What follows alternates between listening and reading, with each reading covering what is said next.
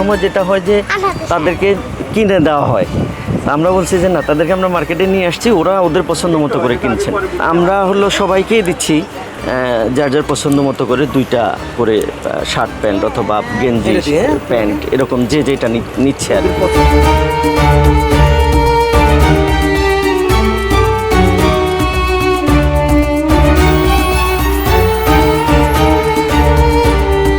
ইচ্ছে মতো তারা কিছু জামা কাপড় কিনেছে। এটা একটা বলতে পারেন আমাদের পক্ষ থেকে দৃষ্টি আকর্ষণীয় প্রোগ্রাম। এই যে পথ শিশু, এই যে সমাজের হতদরিদ্র যারা, ছিন্নমূল মানুষ যারা, তাদেরও তো এই সমাজে বসবাস করার অধিকার আছে এবং মর্যাদার সহিত বসবাস করার অধিকার আছে। তাদের দায়িত্বটা নিবে কে? যারা পিছিয়ে আছে, যারা গরিব, যারা অসহায়, এই দায়িত্বটা মূলত রাষ্ট্রের। রাষ্ট্রকে এমনভাবে গড়ে তুলতে হবে যে রাষ্ট্রে যারা হতদরিদ্র, যারা পিছিয়ে পড়া, যারা পথ শিশু, এইসব মানুষদের জন্য রাষ্ট্রের কর্মসূচি থাকতে হবে।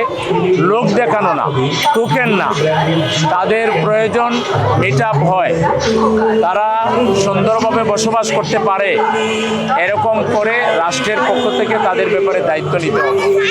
যেহেতু আমাদের রাষ্ট্র এখনো কল্যাণ রাষ্ট্র নয়, সেই ক্ষেত্রে সামাজিকভাবে যাদের সামর্থ্য আছে তাদের সবাইকে এগিয়ে আসতে হবে, ঈদের আনন্দ ভাগাভাগি করে নিতে হবে।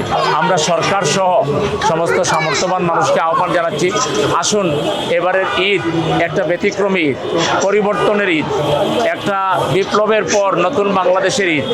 এই ঈদটাতে যেন আমরা সমাজের সব শ্রেণী পেশার মানুষকে নিয়ে একসাথে করতে পারি, আনন্দ করতে পারি। আল্লাহ যেন আমাদের সবাইকে দিলটাকে বড় করে দেন।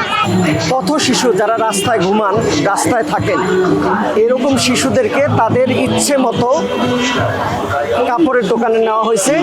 তারা তাদের মতো করে পছন্দ করে বাজার করেছেন, অর্থাৎ তারা যে জামাটা কিনতে চান সেটা কিনে দেওয়া হয়েছে, যেটা পছন্দ করেন সেটা কিনে দেওয়া হয়েছে।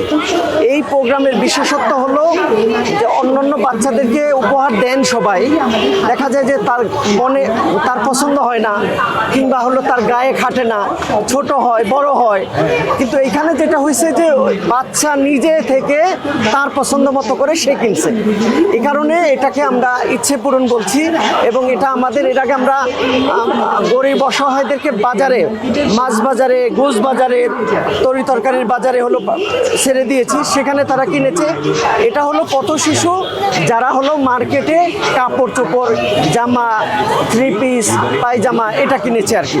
তা আমাদের সীমিত সক্ষমতার মধ্য থেকে আমরা আজকে কিছু সংখ্যককে চেষ্টা করেছি। আমাদের মহানগর আমির বলেছেন এই কর্মসূচি আমাদের চলমান থাকবে, ইনশাআল্লাহ আমাদের এই কার্যক্রম সামনে চলবে।